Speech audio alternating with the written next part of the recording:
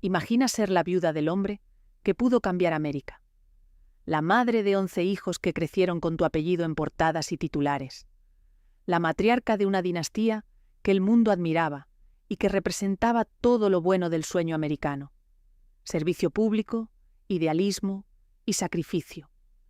Ahora imagina que detrás de esa imagen, cuidadosamente construida, de fuerza inquebrantable y devoción católica, había decisiones que destrozaron vidas, secretos que nunca se contaron, y una frialdad emocional que tus propios hijos describirían décadas después como insoportable. Imagina que mientras el mundo te aplaudía por tu resiliencia, tus hijos estaban cayendo uno por uno en espirales de adicción, violencia y muerte prematura, y que cuando finalmente murieras a los 96 años, varios de tus nietos se negarían a aparecer en tu funeral. Esta no es la historia que te contaron sobre Ethel Kennedy. Esta no es la versión que aparece en los libros de historia o en los documentales hagiográficos sobre la familia Kennedy. Esta es la historia que quedó enterrada bajo décadas de relaciones públicas cuidadosamente orquestadas, bajo la narrativa oficial de Camelot y su trágica pero noble caída. Porque mientras el mundo la recordaba como la devota viuda de Bobby Kennedy, la mujer que mantuvo viva la llama del idealismo kennediano después del asesinato, sus 11 hijos estaban viviendo un infierno privado que incluiría adicciones mortales, muertes violentas, abusos sexuales encubiertos y un patrón de abandono emocional que se repetiría generación tras generación como una maldición que nadie podía romper. Esta es la historia de la mujer que el culto Kennedy prefirió olvidar, la mujer cuyo nombre rara vez aparece en las listas de las grandes matriarcas americanas, la mujer que cuando murió en octubre de 2024 generó titulares que duraron menos de 48 horas antes de ser olvidada por la misma historia que había adorado a su marido. Porque Ethel Skakel Kennedy representa algo que la mitología Kennedy no puede admitir, que el fracaso más profundo de esa familia no fue político, fue profundamente personal y familiar. Al final de este video vas a entender por qué la familia Kennedy no es solo una historia de tragedia política ni de mala suerte cósmica. Vas a comprender que es fundamentalmente una historia de fracaso familiar sistemático. Vas a saber exactamente qué hizo Ethel Skakel Kennedy, no solo como la viuda heroica que el público admiraba, sino como madre de 11 hijos que necesitaban más de lo que ella estaba dispuesta a dar. Vas a descubrir las decisiones específicas, documentadas y verificables que tomó después del asesinato de Bobby Kennedy, que crearon las condiciones perfectas para que sus hijos cayeran en adicciones mortales, comportamientos autodestructivos y patrones de abuso que continuarían por generaciones. Vas a entender por qué David Kennedy, el niño de 12 años que vio el asesinato de su padre en televisión en vivo, terminó muerto de sobredosis a los 28 años en una habitación de hotel rodeado de jeringas. Vas a saber por qué Michael Kennedy, esquiador experto y atleta consumado, murió en un accidente absurdo jugando fútbol sobre esquís mientras huía de un escándalo de abuso sexual a una menor. Vas a descubrir cómo Ethel cultivó deliberadamente una cultura de hipercompetitividad tóxica, negación del trauma y lealtad al apellido por encima de todo, incluyendo la salud mental y física de sus propios hijos. Y vas a entender por qué, cuando murió el 10 de octubre de 2024, a los 96 años en la propiedad familiar de Hyannisport, varios de sus nietos no aparecieron en el funeral, no por conflictos de agenda, no por problemas de logística, sino porque después de décadas de silencio, algunos miembros de la familia Kennedy finalmente estaban dispuestos a decir, en voz alta, lo que había sido un secreto abierto durante generaciones, que Ethel Kennedy amaba el apellido Kennedy más de los que jamás amó a cualquiera de sus hijos. Porque esta no es una historia de mala suerte. No es la historia de una maldición mística que persigue a una familia famosa. Es una historia de decisiones concretas, con consecuencias devastadoras y documentadas. Es una historia sobre lo que pasa cuando valoras la imagen pública por encima del bienestar privado. Y es una historia que la familia Kennedy ha intentado mantener enterrada durante más de 50 años. Ethel Skakel nació el 11 de abril de 1928 en Chicago, Illinois, en el corazón de la América, previa a la Gran Depresión. Su familia era rica, muy rica, pero no de la forma aristocrática y refinada de los Kennedy o los Vanderbilt. Su padre, George Skakel, había hecho una fortuna en el negocio del carbón durante el boom industrial de principios del siglo XX. En 1919 fundó Great Lakes Carbon Corporation, que eventualmente se convertiría en una de las empresas privadas más grandes de Estados Unidos, con operaciones en docenas de países y miles de empleados. La fortuna de los Skakel rivalizaba con la de los Kennedy, pero mientras los Kennedy usaban su dinero para comprar poder político y estatus social, los Skakel simplemente lo gastaban. La familia Skakel era lo que la alta sociedad de la época llamaba dinero nuevo, con todo el desprecio que ese término implicaba. Eran ricos, pero carecían de clase. Tenían mansiones, pero no elegancia. Organizaban fiestas, pero no salones literarios. Y los padres de Ethel, George y Anne Skakel eran alcohólicos funcionales que convirtieron su hogar en un circo permanente de excesos, escándalos menores y caos apenas controlado. En 1933, cuando Ethel tenía 5 años, la familia se mudó a Greenwich, Connecticut, uno de los suburbios más exclusivos de Nueva York. Compraron una propiedad masiva con 40 acres de terreno arbolado, una mansión de estilo colonial con 12 dormitorios, establos, piscina y cancha de tenis. La casa estaba constantemente llena de gente, amigos borrachos de sus padres, socios de negocios, políticos locales buscando donaciones, y los 7 hijos Skakel corriendo salvajemente sin supervisión real. Ethel creció en este ambiente de privilegio absoluto, mezclado con negligencia parental. Sus padres estaban físicamente presentes, pero emocionalmente ausentes, más interesados en su próxima fiesta o viaje de negocios que en criar a sus hijos con algún tipo de estructura o límites. Los niños Skakel aprendieron desde temprano que podían hacer básicamente lo que quisieran siempre y cuando no avergonzaran públicamente a la familia. Esta combinación de recursos ilimitados y falta de supervisión creó en Ethel un sentido de invencibilidad y una creencia profunda de que las reglas normales simplemente no aplicaban a gente como ella. Pero había un elemento que mantenía a la familia Skakel unida y que definiría la vida de Ethel: el catolicismo devoto. Anne Skakel era católica fanática, del tipo que iba a misa diaria, rezaba el rosario múltiples veces al día y veía cada evento de la vida a través del lente de la voluntad divina. Ethel absorbió esta devoción completamente. El catolicismo se convirtió en su identidad central, su respuesta a todas las preguntas, su explicación para todo lo que pasaba. Dios tenía un plan. Todo era voluntad divina. Y si algo malo pasaba, era porque Dios estaba probándote para hacerte más fuerte. Ethel también era ferozmente competitiva. En una familia de 7 hijos donde la atención de los padres era escasa, la única forma de destacar era siendo mejor que tus hermanos en algo visible. Para Ethel, eso significaba deportes. Era un atleta natural, nadaba, esquiaba, jugaba tenis, montaba a caballo y no solo participaba, dominaba. Odiaba perder con una intensidad que la gente encontraba perturbadora incluso en su adolescencia. Décadas después, amigos de la familia recordarían partidos de tenis donde Ethel adolescente tenía berrinches y perdía, aventando raquetas y acusando a otros de hacer trampa. En 1945, a los 17 años, Ethel fue admitida al Manhattanville College, una universidad católica exclusiva para mujeres en Purchase, Nueva York. Allí conoció a Jan Kennedy, hermana menor de John F. Kennedy.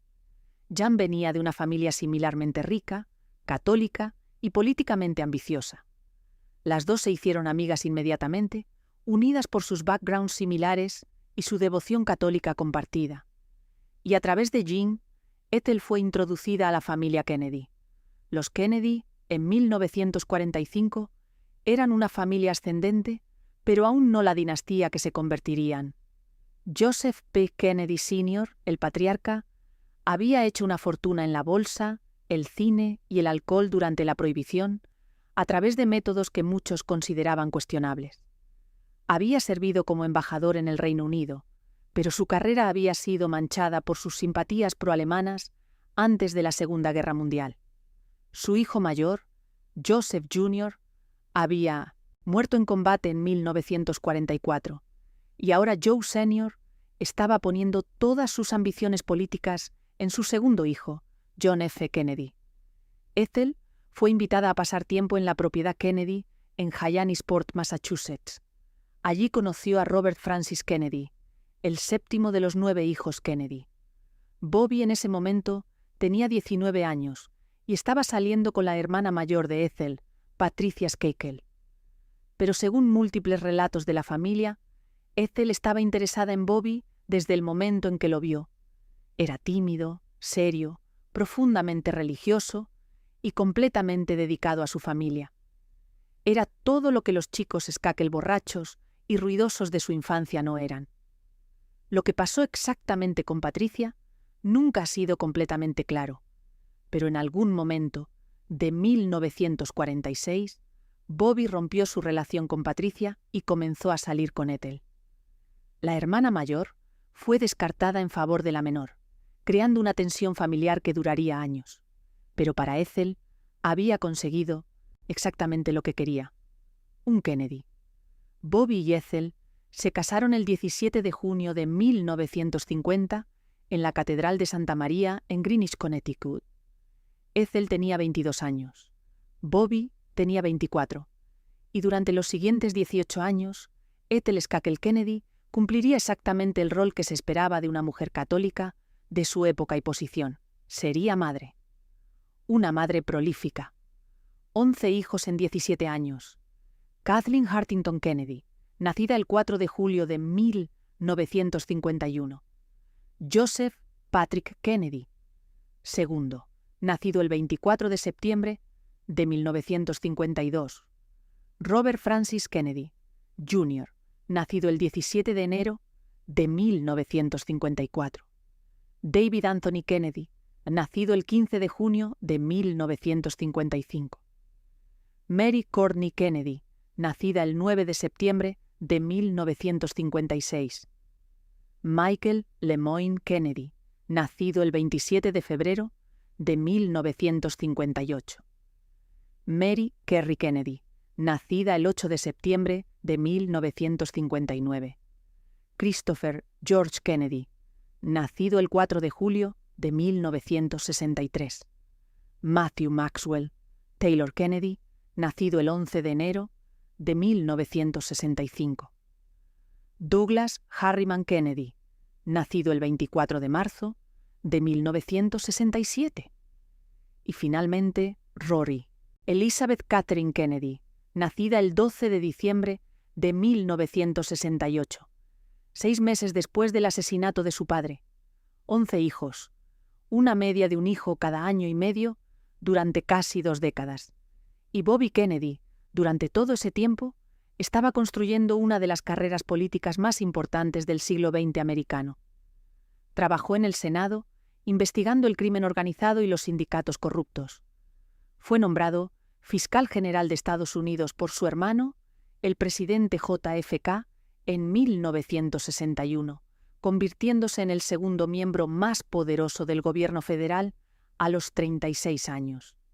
Después del asesinato de JFK en 1963, Bobby fue elegido senador por Nueva York en 1964, y para 1968 se estaba preparando para su propia campaña presidencial. Bobby Kennedy no estaba en casa. Casi nunca estaba en casa. Estaba en Washington, en Nueva York, viajando por el país, construyendo alianzas políticas, dando discursos, luchando contra la mafia, contra el racismo sistémico, contra la pobreza. Era el Kennedy activista, el Kennedy idealista, el Kennedy que realmente parecía importarle la justicia social más allá de la ambición política. Y mientras Bobby construía su leyenda, Ethel estaba en casa con 11 hijos, creando la familia que el público adoraría y que en privado estaba sembrando las semillas de generaciones de trauma. El 5 de junio de 1968 comenzó como el mejor día de la vida política de Robert F. Kennedy. Las primarias presidenciales demócratas de California habían sido una batalla brutal. Bobby competía contra el vicepresidente Hubert Humphrey, que tenía el apoyo del establishment del partido, y contra Eugene McCarthy, que se había posicionado como el candidato contra la guerra de Vietnam. California, con su enorme delegación de votos, era crucial. Perder California significaría el fin de cualquier camino realista hacia la nominación. Ganar California significaría momentum imparable hacia la convención demócrata en Chicago. Los resultados comenzaron a llegar durante la tarde. Bobby estaba ganando.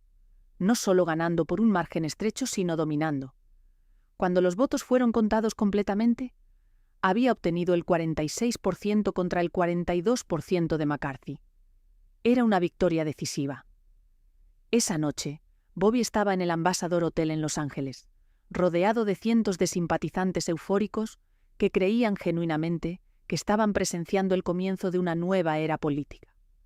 Bobby Kennedy, el hermano del presidente asesinado, el hombre que había luchado contra la mafia y había marchado con César Chávez, estaba en camino de convertirse en presidente de Estados Unidos. Ethel Kennedy estaba allí, a su lado en la suite del hotel. Estaba embarazada de 6 meses de su 11º hijo. Durante toda la campaña, había viajado con Bobby cuando podía, apareciendo en eventos, dando discursos breves, cumpliendo el papel de la esposa política perfecta.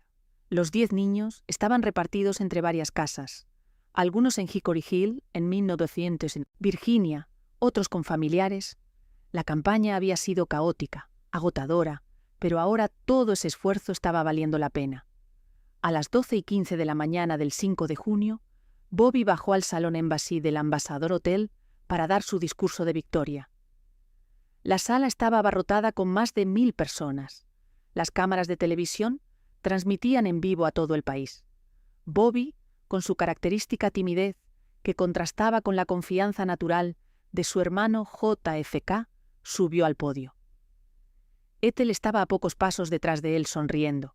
Llevaba un vestido naranja brillante con rayas blancas. Se veía feliz, relajada, victoriosa. Bobby agradeció a sus simpatizantes. Habló sobre unir al país dividido por la guerra de Vietnam y los disturbios raciales. Mencionó a César Chávez y a los trabajadores agrícolas. Habló sobre dar voz a los que no tienen poder, y terminó con una frase simple. «Y ahora es al Chicago Hotel, y vamos a ganar allí también». Levantó los brazos en señal de «Victoria», sonrió a la multitud, y se dio vuelta para salir del escenario. El plan era salir por la entrada principal del hotel, pero había demasiada gente. El servicio secreto, que todavía no protegía a candidatos presidenciales en 1968, no estaba presente. La seguridad privada de la campaña sugirió tomar un atajo a través de la cocina del hotel para llegar más rápido a la sala de prensa donde darían entrevistas. Bobby estuvo de acuerdo. Ethel lo seguía varios pasos atrás, rodeada de asistentes, periodistas y simpatizantes. La cocina del Ambassador Hotel era un espacio industrial estrecho. Había refrigeradores de acero inoxidable, mesones de trabajo, personal del hotel limpiando después del evento. Bobby caminaba adelante, dando la mano a trabajadores de la cocina que lo felicitaban. Uno de ellos era Juan Romero, un busboy mexicano-americano de 17 años que había estado trabajando toda la noche. Bobby le estrechó la mano y le dijo gracias, en español. En ese momento, un hombre de 24 años, llamado Sirhan Bishara Sirhan, se acercó desde Montesuntos, detrás de uno de los refrigeradores. Sirhan era un cristiano palestino, nacido en Jerusalén, que había inmigrado a Estados Unidos con su familia en 1957. Había estado obsesionado con Bobby Kennedy durante meses, especialmente después de que Bobby había expresado apoyo público a Israel durante la Guerra de los 6 Días en 1967. Sirhan veía a Bobby como un enemigo de los palestinos y había escrito repetidamente en su diario sobre matarlo. Sirhan sacó una pistola, Iver Johnson Cadet, calibre 22 de 8 disparos. A las 12:15 de la mañana, mientras Bobby atravesaba la cocina, Sirhan disparó. La primera bala impactó a Bobby detrás de su oreja derecha, entrando en su cerebro. Sheeran continuó disparando. En total, disparó los 8 tiros. 3 balas impactaron a Bobby. Las otras 5 hirieron a 5 personas más en la cocina. Paul Schrade, un líder sindical amigo de Bobby, recibió un disparo en la cabeza pero sobreviviría. William Weissel, un corresponsal de ABC News, fue herido en el abdomen.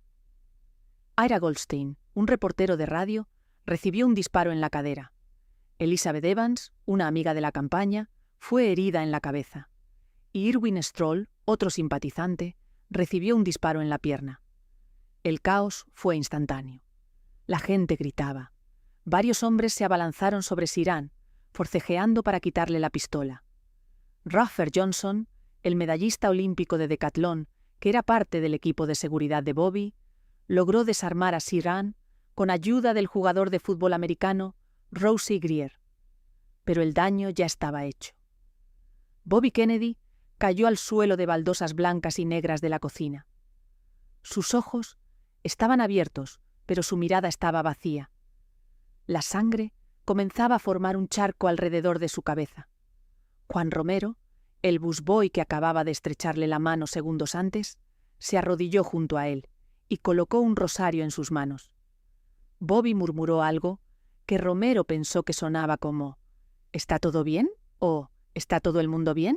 Incluso, mientras moría, Bobby Kennedy estaba preocupado por los demás. Ethel se abrió paso violentamente entre la multitud. La gente intentaba mantenerla alejada, protegerla de ver la escena, pero ella insistió. Cuando llegó hasta Bobby, se arrodilló junto a él y le quitó los zapatos. Años después, cuando periodistas le preguntaron por qué había hecho eso, Ethel explicó simplemente que quería que estuviera cómodo. Le puso otro rosario en las manos. Le susurró al oído que lo amaba, que iba a estar bien, que tenían que mantenerse fuertes por los niños. Pero Bobby no respondía. Sus ojos estaban abiertos, pero no enfocaban. La sangre continuaba fluyendo. Los paramédicos llegaron y comenzaron a trabajar en él, justo ahí, en el suelo de la cocina, mientras las cámaras de televisión captaban todo. Millones de americanos estaban viendo en vivo mientras Bobby Kennedy agonizaba en el suelo. Fue trasladado al Hospital Good Samaritan de Los Ángeles. Los mejores neurocirujanos disponibles fueron llamados de emergencia. Bobby fue llevado inmediatamente a cirugía. Los doctores trabajaron durante 3 horas tratando de remover fragmentos de bala y reparar el daño catastrófico en su cerebro. Pero la bala había destrozado partes críticas. El daño era irreversible. A las 1:44 de la mañana del 6 de junio de 1968, aproximadamente 26 horas después de que le dispararan, Robert Francis Kennedy fue declarado muerto. Tenía 42 años. Ethel Kennedy, a los 40 años de edad, se convirtió en viuda. Tenía 10 hijos. El menor, Douglas, tenía apenas 1 año. El mayor, Kathleen, tenía 17. Y Ethel estaba embarazada de 6 meses del 11º. Su marido, el hombre que había sido el centro de su vida durante 18 años, había sido asesinado en una cocina de hotel mientras ella estaba a metros de distancia. El hombre que iba a ser presidente de Estados Unidos. El hombre que iba a cambiar el país. El hombre que iba a vengar a su hermano asesinado. Estaba muerto. Y ahora Ethel tenía que decidir qué hacer. Cómo seguir adelante. Cómo criar a 11 hijos sola. Cómo procesar no solo su propio dolor, sino ayudar a sus hijos a procesar el suyo. Cómo manejar el trauma colectivo de una familia que ya había vivido el asesinato de JFK 5 años antes y ahora estaba viviendo el asesinato de Bobby. Las decisiones que Ethel tomó en los días, meses y años después del 6 de junio de 1968 definirían el resto de su vida y las vidas de sus 11 hijos. Y casi todas esas decisiones fueron profundamente equivocadas. El funeral de Robert F. Kennedy fue uno de los eventos más vistos en la historia de la televisión americana hasta ese momento. Se estima que más de 100 millones de personas vieron alguna parte de la cobertura. El cuerpo de Bobby fue llevado de Los Ángeles a Nueva York en avión. Desde el aeropuerto fue trasladado a la Catedral de San Patricio en Manhattan, donde yació en capilla ardiente. Más de 150.000 personas hicieron fila para presentar sus respetos, muchos de ellos llorando abiertamente por el hombre que representaba sus esperanzas para un país mejor. El 8 de junio de 1968 se realizó el funeral. El presidente Lyndon Johnson asistió. La élite política de ambos partidos estaba presente, pero los momentos más memorables fueron los privados y familiares. El hijo mayor de Bobby, Joseph II, de 15 años, dio un discurso breve donde luchaba visiblemente por mantener la compostura. El hermano de Bobby, Ted Kennedy, dio un elogio fúnebre que incluía la famosa línea que Bobby había citado a menudo. Algunos hombres ven las cosas como son y preguntan por qué. Yo sueño con cosas que nunca fueron y pregunto por qué no. Después del funeral, el cuerpo de Bobby fue llevado en tren desde Nueva York hasta Washington, D.C., para ser enterrado en el Cementerio Nacional de Arlington, cerca de la tumba de su hermano JFK. El viaje en tren se convirtió en uno de los momentos más conmovedores de duelo colectivo en la historia americana. Miles de personas se alinearon a lo largo de las vías del tren, sosteniendo carteles, flores, banderas americanas, familias enteras con niños pequeños, veteranos de guerra saludando, coros cantando himnos religiosos. El tren avanzaba lentamente, y en cada estación había multitudes esperando para despedirse. Ethel estaba en ese tren con sus 10 hijos, y la imagen que el público vio fue de una mujer con dignidad inquebrantable. Vestida completamente de negro, con un velo cubriendo su rostro, Ethel mantuvo la compostura perfecta durante todo el viaje de 8 horas. No lloró públicamente, no se derrumbó. Mantuvo esa fachada Kennedy de fortaleza, incluso mientras su mundo se desmoronaba. Los niños, siguiendo su ejemplo, también mantuvieron la compostura. Kathleen, de 17 años, actuaba como una adulta cuidando a sus hermanos menores. Joseph, II, de 15, intentaba ser el hombre de la familia. Los menores, especialmente David, de 12 años, y Douglas, de apenas 1 año, estaban claramente confundidos y asustados, pero la consigna era clara. Los Kennedy no se quiebran en público. Bobby fue enterrado al anochecer, en una ceremonia iluminada por velas. Ethel colocó flores sobre el ataúd. Ted Kennedy estaba a su lado. Jacqueline Kennedy, viuda de JFK y ahora casada con Aristóteles Onassis, también estaba presente. Y cuando todo terminó, cuando las cámaras finalmente se apagaron y los políticos se fueron a sus casas, Ethel Kennedy tuvo que enfrentar la realidad de su nueva vida. Se mudó con sus 11 hijos, ahora incluyendo a Rory, que nacería en diciembre, a Hickory Hill, la propiedad familiar en McLean, Virginia. La casa era enorme, 13 dormitorios, múltiples salas de estar, una piscina olímpica, cancha de tenis, establos con múltiples caballos.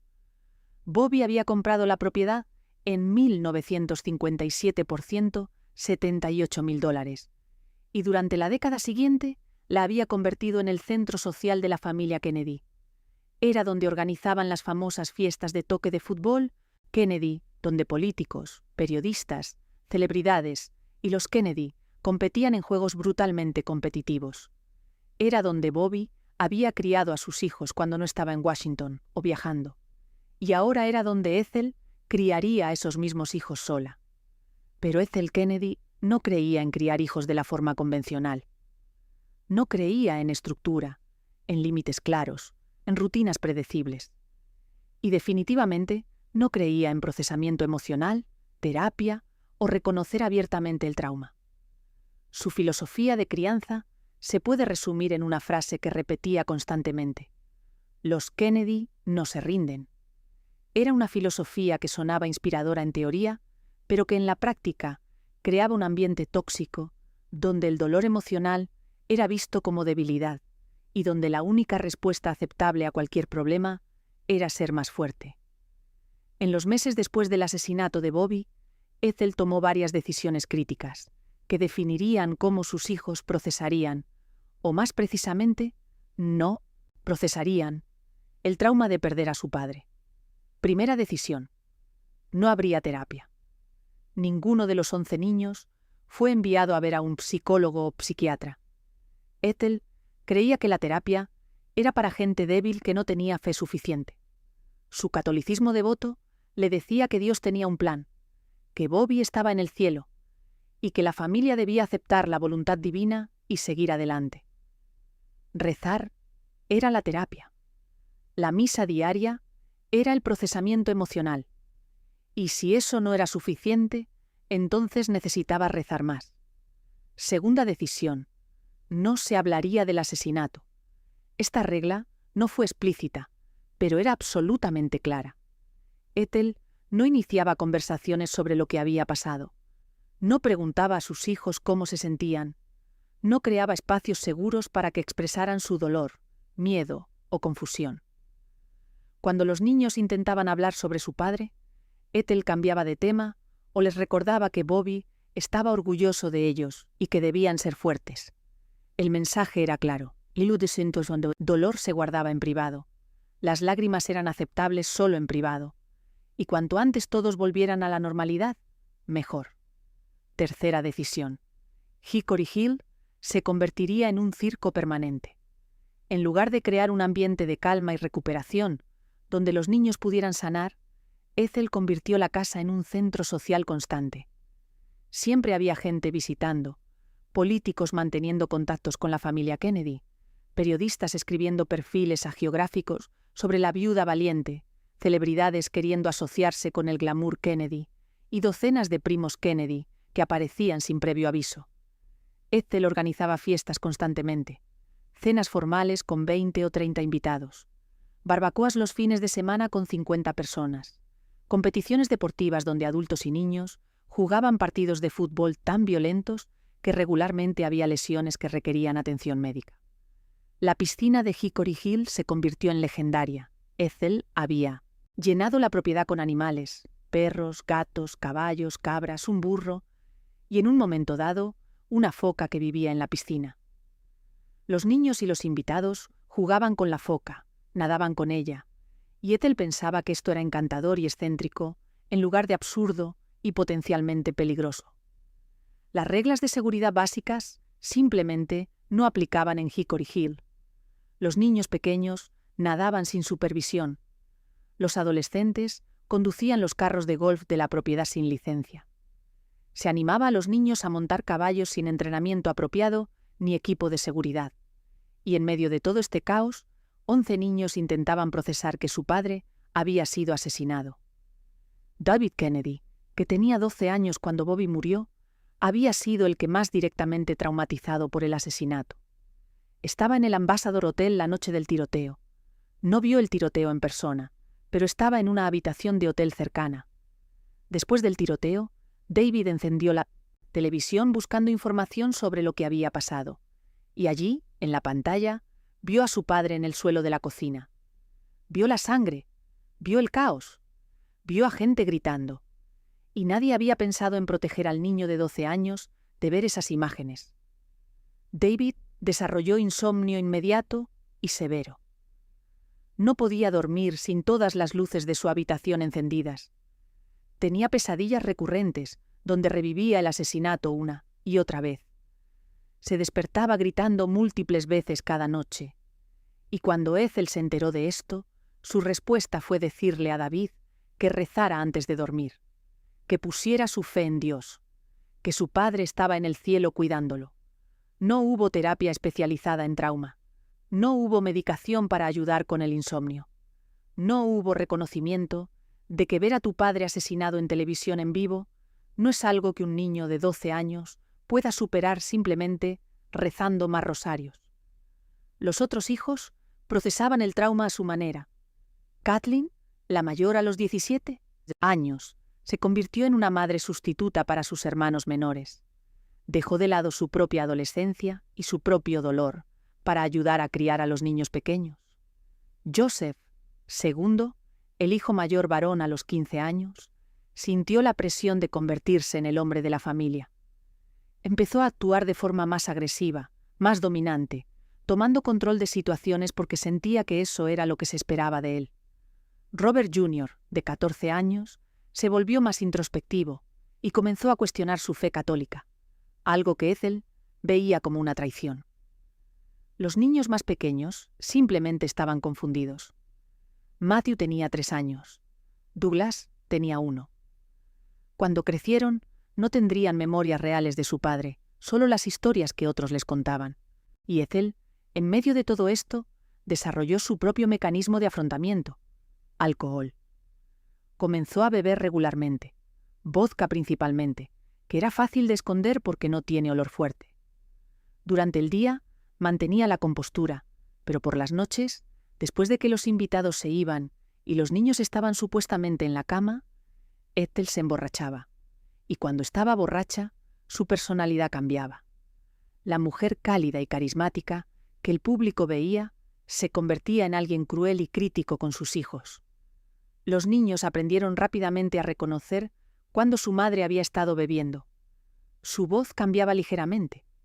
Sus movimientos se volvían un poco menos coordinados, y su temperamento se volvía impredecible. Podía pasar de cariñosa a furiosa en segundos. Comenzaba a comparar a sus hijos entre sí, señalando quién estaba siendo un buen Kennedy y quién estaba decepcionando el apellido familiar. Les decía que Bobby estaría orgulloso de este hijo, pero decepcionado de aquel, que este hijo estaba honrando el legado, pero aquel lo estaba manchando.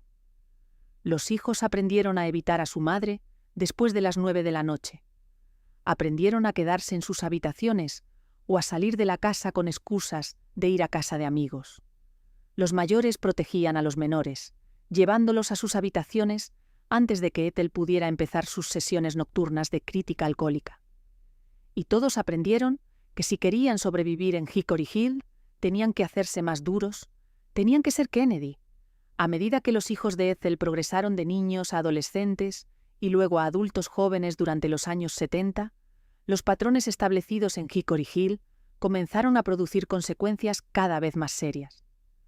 La cultura de hipercompetitividad, negación emocional y comportamiento temerario que Ethel había cultivado no se quedó contenida dentro de la propiedad familiar. Sus hijos la llevaron al mundo, y el mundo comenzó a ver grietas en la fachada perfecta de la familia Kennedy. El primer incidente serio fue en 1973. Joseph Kennedy, segundo, el hijo mayor varón, que ahora tenía 20 años, estaba manejando un jeep en Nantucket durante unas vacaciones familiares. Era una tarde de verano, y Joseph iba con su hermano David, que tenía 18 años, y 2 amigas de la familia, Pam Kelly y Kim Kelly, que no eran parientes.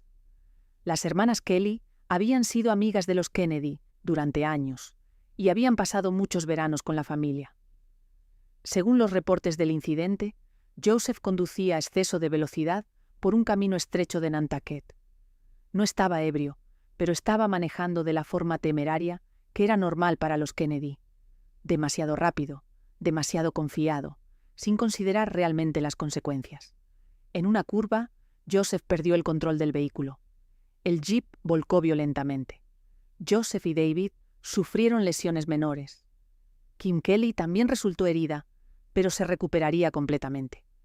Pero Pam Kelly, de 18 años, fue lanzada del vehículo. Aterrizó en una posición que causó daño severo a su columna vertebral. Cuando los paramédicos llegaron y la llevaron al hospital, los doctores determinaron que el daño era permanente. Pam Kelly quedó paralizada de la cintura para abajo. A los 18 años, con toda su vida por delante, Pam quedó confinada a una silla de ruedas debido a la conducción imprudente de Joseph Kennedy. Lo que pasó después es revelador sobre cómo operaba la familia Kennedy. Joseph no fue arrestado en la escena. Cuando la policía local llegó, Joseph no fue sometido a ninguna prueba de sobriedad, a pesar de que era una práctica estándar en accidentes serios. No fue acusado de ningún crimen. La investigación policial fue, según documentos posteriores, notablemente superficial para un accidente que había dejado a una joven paralizada de por vida. La influencia de la familia Kennedy, incluso en 1973, 5 años después del asesinato de Bobby, era suficiente para proteger a Joseph de consecuencias legales serias. La familia Kennedy, eventualmente, llegó a un acuerdo financiero con la familia Kelly. Los términos exactos nunca fueron revelados públicamente, pero reportes posteriores sugirieron que fue un acuerdo sustancial, probablemente varios millones de dólares. Pero dinero no podía devolverle a Pam Kelly el uso de sus piernas. Dinero no podía darle de vuelta los años de su juventud, que perdió en rehabilitación y ajustándose a vivir en una silla de ruedas. Dinero no podía borrar el trauma de haber confiado en un amigo que manejó tan imprudentemente que destrozó su cuerpo. Y la respuesta de Ethel Kennedy a todo esto fue reveladora. Nunca visitó a Pam Kelly en el hospital. Nunca fue públicamente a la casa de los Kelly para ofrecer disculpas en persona. Nunca habló públicamente sobre el accidente o sobre la responsabilidad de su hijo.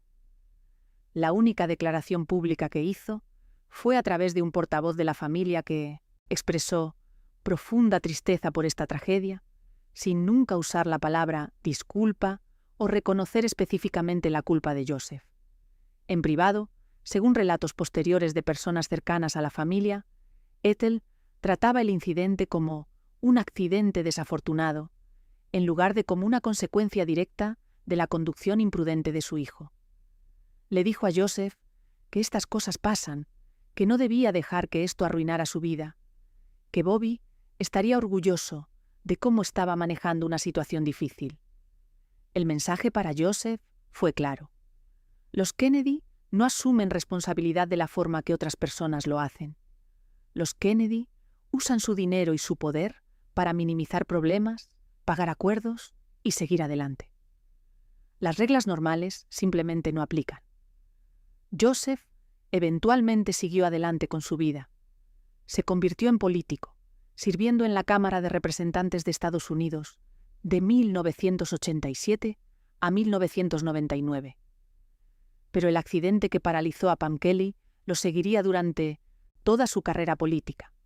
Oponentes lo mencionaban, periodistas lo preguntaban en entrevistas, y Joseph, habiendo aprendido bien de su madre, típicamente se negaba a discutirlo o daba respuestas breves que minimizaban su responsabilidad.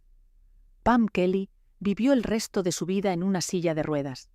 Después del accidente, completó la universidad y construyó una carrera como defensora de los derechos de personas con discapacidades. Pero en entrevistas posteriores, habló abiertamente sobre cómo el accidente cambió todo en su vida.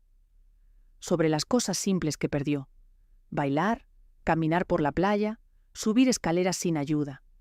Y sobre cómo la familia Kennedy la había tratado después del accidente. Con dinero, pero sin humanidad real.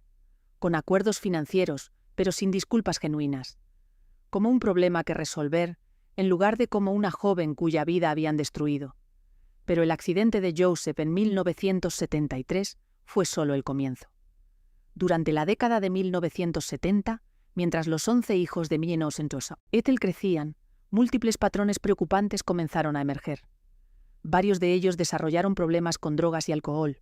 David Kennedy, el niño que había visto el asesinato de su padre en televisión, era el caso más severo. A los 15 años ya estaba experimentando con marihuana. A los 16 estaba usando LSD regularmente. A los 17 había probado heroína por primera vez. David más tarde explicaría en entrevistas que las drogas eran la única cosa que hacía que las pesadillas pararan. Eran la única forma que podía dormir sin ver a su padre sangrando en el piso de esa cocina. La heroína específicamente le daba una sensación de paz que no había sentido desde antes del asesinato. Y cuando Ethel finalmente se enteró, cuando ya no podía ignorar que su hijo adolescente tenía un problema serio de drogas, su respuesta fue completamente inadecuada. Ethel trató la adicción de David como un problema de carácter en lugar de como una enfermedad. Le decía que si realmente amaba a Dios y a la memoria de su padre, encontraría la fuerza para dejar las drogas. Lo enviaba a programas de rehabilitación, pero estos eran típicamente programas de 30 días enfocados en abstinencia a través de fuerza de voluntad, en lugar de tratamiento real del trauma subyacente. David saldría de rehabilitación, estaría limpio por algunas semanas o meses, y luego recaería. Y cada vez que recaía, Ethel lo trataba como una traición personal, en lugar de como un síntoma de una enfermedad no tratada. En 1978, cuando David tenía 23 años, fue arrestado en el aeropuerto de Boston por posesión de drogas. Los cargos fueron eventualmente retirados, probablemente debido a la influencia familiar. En 1979, tuvo una sobredosis casi fatal y fue hospitalizado. En 1980, otra sobredosis. En 1982, fue encontrado inconsciente en una habitación de hotel en Nueva York después de una sobredosis de heroína y tuvo que ser resucitado por paramédicos. Y durante todo este tiempo, Ethel insistía en que la respuesta era más oración, más fuerza de voluntad, más ser un Kennedy. Robert F. Kennedy Jr., el tercer hijo, desarrolló su propia adicción a la heroína durante los años 80. En septiembre de 1983, RFK Jr. fue arrestado en un vuelo de Dakota del Sur, después de que se descubrió que tenía heroína en su equipaje. Fue acusado de posesión de heroína, un delito grave. Los cargos eventualmente fueron reducidos, después de que completó un programa de tratamiento, y RFK Jr. ha estado sobrio desde entonces, pero décadas después, en entrevistas, habló abiertamente sobre cómo la falta de apoyo emocional después del asesinato de su padre contribuyó directamente a su adicción. Sobre cómo, en Hickory Hill, no había espacio para procesar dolor, solo para actuar como si fueras fuerte. Los otros hijos mostraban diferentes síntomas del mismo problema fundamental. Michael Kennedy, el séptimo hijo, se volvió adicto a la adrenalina y al riesgo.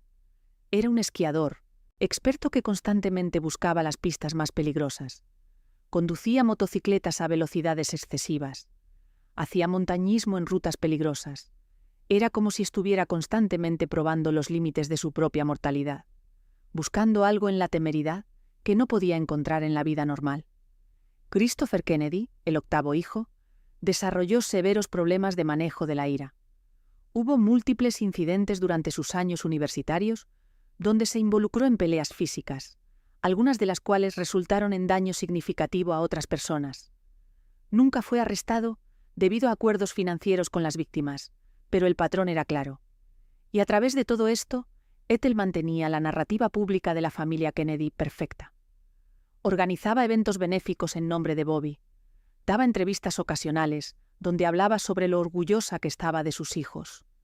Aparecía en eventos políticos, apoyando a candidatos demócratas. Y en privado, en Hickory Hill, continuaba su descenso al alcoholismo mientras sus hijos caían uno por uno en patrones autodestructivos. Para 1984, la situación con David Kennedy había llegado a un punto crítico. Tenía 28 años y había estado luchando contra la adicción a la heroína durante más de una década. Había estado dentro y fuera de rehabilitación por lo menos 6 veces. Había tenido múltiples sobredosis casi fatales. Había sido arrestado 2 veces por posesión de drogas. Y su familia, en lugar de enfrentar la realidad de que necesitaba tratamiento psiquiátrico serio y a largo plazo para trauma no procesado, continuaba tratándolo como alguien que simplemente necesitaba esforzarse más. En abril de 1984, David estaba en Palm Beach, Florida, quedándose en el Brazilian Court Hotel. Era una propiedad de lujo, donde la familia Kennedy había tenido una cuenta durante décadas. El 25 de abril, David pasó el día solo. Había comprado drogas de un dealer local. En algún momento de la tarde, su habitación de hotel, David se inyectó una mezcla de cocaína, Demerol, un opioide, y Meyaril, un antipsicótico. La combinación fue letal. David Anthony Kennedy fue encontrado muerto en el piso de su habitación de hotel alrededor de las 5:30 de la tarde. Tenía 28 años. A su alrededor había jeringas, cucharas quemadas, turniquets improvisados y botellas de píldoras. La escena dejaba absolutamente claro que esto no fue un accidente en el sentido de una sobredosis sorpresiva. David había estado jugando con la muerte durante años y finalmente perdió. La muerte de David Kennedy en 1984 fue la primera muerte entre los 11 hijos de Ethel, y su respuesta fue reveladora. El funeral fue realizado en la iglesia de St. Patrick en Washington, D.C. Los Kennedy estaban todos presentes, Ted Kennedy, Caroline Kennedy, John Kennedy Jr. y docenas de primos. Políticos de alto nivel asistieron, incluyendo miembros del Congreso y funcionarios de la administración Reagan. Ethel, vestida completamente de negro, mantuvo la compostura perfecta durante toda la ceremonia. No lloró públicamente, no se derrumbó. Mantuvo esa fachada Kennedy, incluso mientras enterraba a su hijo. Ethel dio un breve discurso durante el funeral, donde habló sobre la fe profunda de David, su amor por su familia y su creencia en Dios. Mencionó que David había luchado contra desafíos personales, pero nunca usó las palabras adicción, drogas o sobredosis. No mencionó el trauma de haber visto a su padre asesinado a los 12 años. No mencionó que David había estado pidiendo ayuda durante más de una década y que esa ayuda nunca había sido adecuada. No mencionó que ella, como su madre, con recursos ilimitados, había elegido oración sobre psiquiatría, una y otra vez incluso, mientras su hijo se hundía más profundo en la adicción. Sin la cooperación de la víctima, el fiscal del distrito de Boston anunció que no podía proceder con cargos criminales. Michael Kennedy nunca fue arrestado. Nunca fue acusado formalmente de ningún crimen. Nunca pasó un solo día en la cárcel por haber abusado sexualmente de una menor durante años. El poder Kennedy había funcionado una vez más. El problema había sido resuelto con dinero. Pero la historia no terminó allí. Los detalles habían sido públicos. Millones de personas sabían lo que Michael Kennedy había hecho. Y la respuesta de Ethel Kennedy fue, una vez más, completamente inadecuada. Nunca hizo una declaración pública reconociendo lo que su hijo había hecho. Nunca se disculpó públicamente con la víctima. Cuando periodistas le preguntaban sobre el escándalo, su respuesta estándar, entregada a través de portavoces, era: Michael es un buen padre y un buen hombre. Esta es una tragedia para toda la familia. Tragedia. La palabra que Ethel siempre usaba, como si el abuso sexual de una menor fuera algo que le había pasado a Michael en lugar de algo que Michael había hecho. Como si la víctima real fuera Michael y no la adolescente cuya vida había sido destrozada. Era la misma negación, la misma falta de responsabilidad, el mismo patrón de proteger el apellido Kennedy por encima de todo lo demás, incluyendo la justicia básica para una víctima de abuso sexual. Dentro de la familia Kennedy, el escándalo de Michael creó divisiones profundas. Algunos de sus hermanos lo defendieron públicamente. Joseph Kennedy, segundo, dijo que Michael cometió un error, pero que era fundamentalmente un buen hombre. Otros hermanos permanecieron notablemente silenciosos, lo cual en el mundo Kennedy era tan cercano a una condena pública como podías obtener. Robert F. Kennedy Jr., quien para ese punto ya había hablado públicamente sobre los fallos de su madre en criar a hijos emocionalmente saludables, se negó a comentar sobre Michael, y la niñera, cuyo nombre protegemos aquí como fue protegido entonces, quedó marcada de por vida. En entrevistas anónimas posteriores, dio a varios periodistas décadas después, habló sobre cómo se sintió traicionada, no solo por Michael Kennedy, sino por todo el sistema que lo protegió. Sobre cómo la familia Kennedy la había tratado como el problema, en lugar de como la víctima. Sobre cómo el dinero Kennedy había comprado el silencio de su familia. Sobre cómo, años después, todavía luchaba con el trauma de haber sido abusada por alguien en quien había confiado y luego silenciada por una de las familias más poderosas de América. Pero la historia de Michael Kennedy estaba a punto de tener un final abrupto y violento que ni siquiera el dinero Kennedy podía prevenir. El 31 de diciembre de 1997, menos de 8 meses después de que el escándalo sexual de Michael se hiciera público, la familia Kennedy estaba en Aspen, Colorado, para las vacaciones de fin de año. Era una tradición Kennedy pasar el año nuevo esquiando en una de las estaciones de esquí más exclusivas del país. Aspen era donde las familias ricas y famosas iban a ser vistas, a esquiar en pistas perfectamente mantenidas y a celebrar en restaurantes de 5 estrellas. Varios miembros de la familia Kennedy estaban allí, Michael y algunos de sus hermanos, varios primos y múltiples niños de la siguiente generación. Robert F. Kennedy Jr. estaba allí con su familia. Joe Kennedy, segundo, estaba allí. Y por supuesto, en algún lugar en el fondo, coordinando todo, estaba Ethel, ahora de 69 años.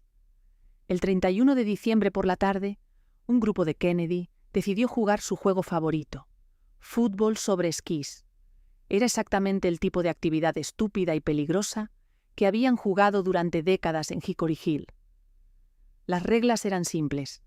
Esquías down, una pendiente, mientras intentas atrapar y lanzar un balón de fútbol americano. Es inherentemente peligroso porque estás dividiendo tu atención entre mantener el control de tus esquís y atrapar un balón.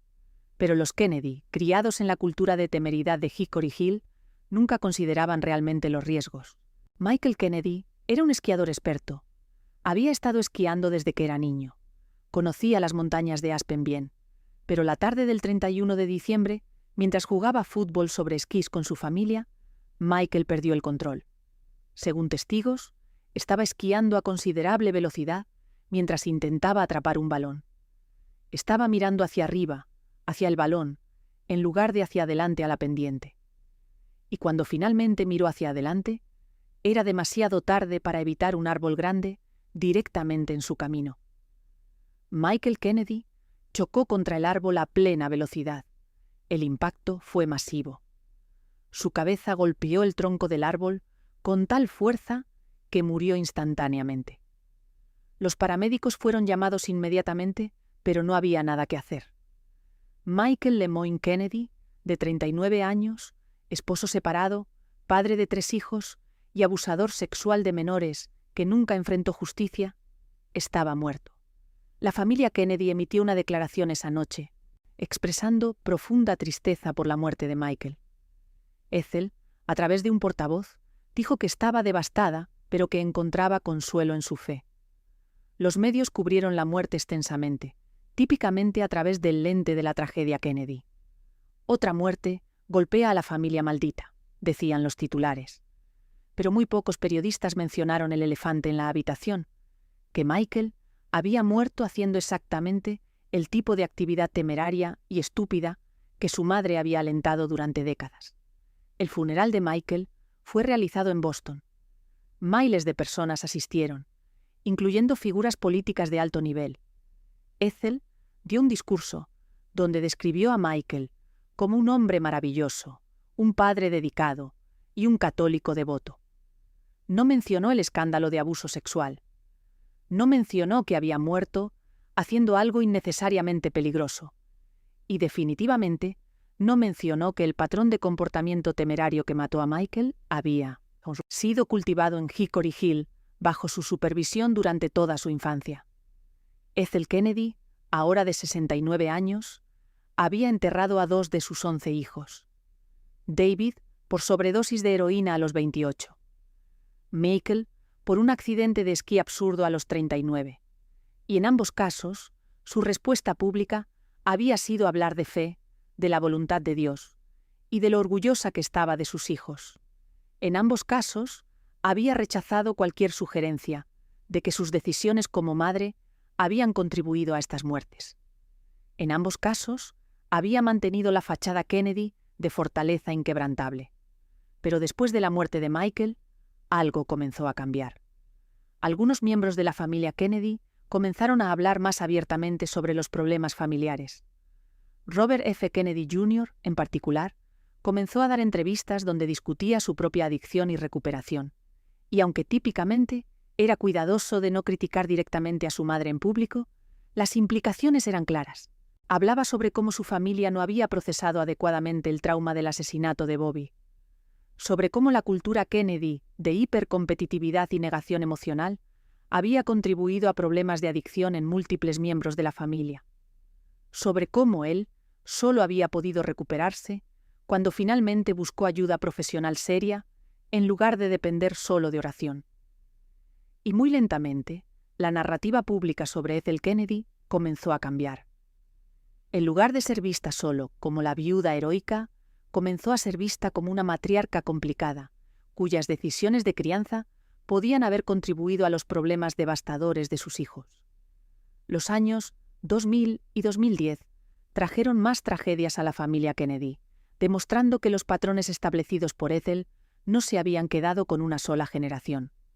Sus nietos, la tercera generación, comenzaron a mostrar los mismos patrones autodestructivos que habían definido a sus hijos. En 2012, Mary Richardson Kennedy, la esposa de Robert F. Kennedy Jr., se suicidó. Mary tenía 52 años y había estado luchando contra depresión durante años. Dejó 4 hijos. Su relación con R. F. K. Jr. había sido turbulenta. En 2012, justo antes de su muerte, R. F. K. Jr.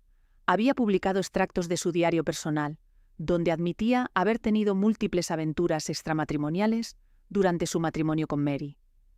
El diario revelaba una adicción al sexo que R. F. K. Jr. no había buscado ayuda para tratar durante años. Mary se ahorcó en un granero en su propiedad en Westchester County, Nueva York. Dejó una nota suicida donde mencionaba su dolor por la disolución de su matrimonio y su lucha con la depresión.